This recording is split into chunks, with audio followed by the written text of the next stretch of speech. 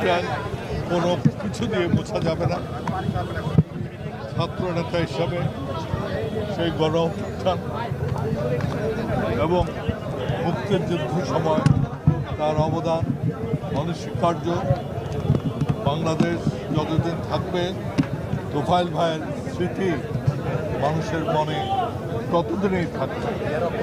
তিনি একজন অত্যন্ত ভদ্র একজন মানুষ ছিলেন, বড় মাপের নেতা ছিলেন, মানুষের জন্য দরদ ছিল এবং যাকে আমরা সাদা মনের মানুষ বলি, তোফায়েল ভাই একজন সত্যিকার অর্থে সাদা মনের মানুষ ছিলেন।